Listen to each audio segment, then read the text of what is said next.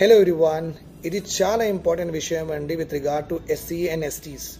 Please remember this. చాలా spread చేయండి మీ SC ST సంఘాలు, అసోసియేషన్లు వాళ్ళకి ఇది షేర్ చేయండి. సో దట్ వాళ్ళకి కూడా ఇలాంటి కూడా ఒక మ్యాటర్ ఉంది, they should be knowing it. అప్పుడే అందరూ ఎస్సీ ఎస్టీ వాళ్ళు బాగుపడతారు.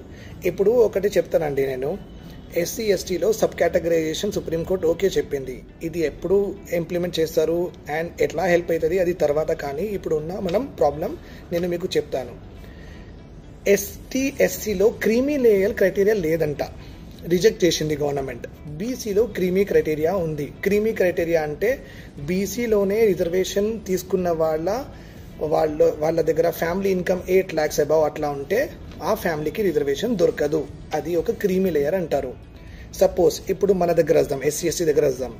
సపోజ్ నేను ఎస్సీ అనుకోండి, నాకు గ్రూప్ ఏ గ్రూప్ 2 పోస్ట్ వచ్చేసింది. ఎంట్రీ లెవెల్ పోస్ట్ నాది గ్రూప్ 2 అండ్ గ్రూప్ 1. సో నా పిల్లలకి ఎలాగైనా నేను మంచిగా చదివిస్తా కదా, మంచి ప్రైవేట్ కాలేజెస్లో చాలా ఫెసిలిటీస్ ఇస్తా కదా, రైట్. నా పిల్లలకి ఎందుకు కావాలి?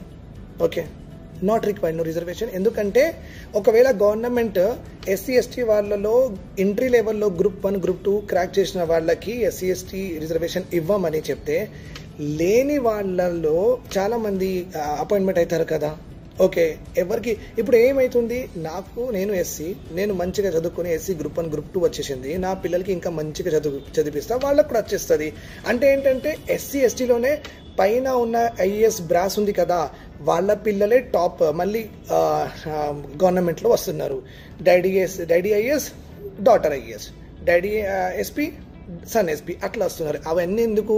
ఎస్సీ ఎస్టీలో ఇన్కమ్ క్రీమీ లేయర్ క్రైటీరియా పెట్టలేదు. ఎందుకు పెట్టలేదు? పెట్టాలి. అది పెడితేనే మాలాంటి వాళ్ళు, అండ్ అది కూడా ఎంట్రీ లెవెల్లోనే ఇవ్వాలండి.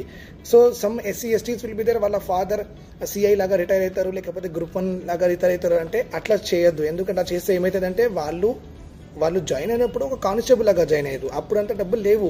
ఓకే, ఇప్పుడు వాడు రిటైర్ ఒక ఆఫీసర్ పోస్ట్లో, వీళ్ళకి టచ్ చేయొద్దు. నేను చెప్తున్న ఎవరికి, ఎంట్రీ లెవెల్లో ఎస్సీ ఎస్టీలో గ్రూప్ ఏ గ్రూప్ 2 సాధించిన వాళ్ళ ఫ్యామిలీస్కి ఇన్కమ్ క్రైటీరియా బేసిస్ మీద వాళ్ళకి తీసేయాలి. అలా తీసేస్తే ఎస్సీ ఎస్టీలో ఇంకా ఎవరెవరికి జాబ్ దొరకలేదు, ఎవరెవరి కాస్ట్కి దొరకలేదు, హౌస్ హోల్డ్స్కి దొరకలేదు, వాళ్ళందరికీ జాబ్ దొరుకుతుంది. That is for sure.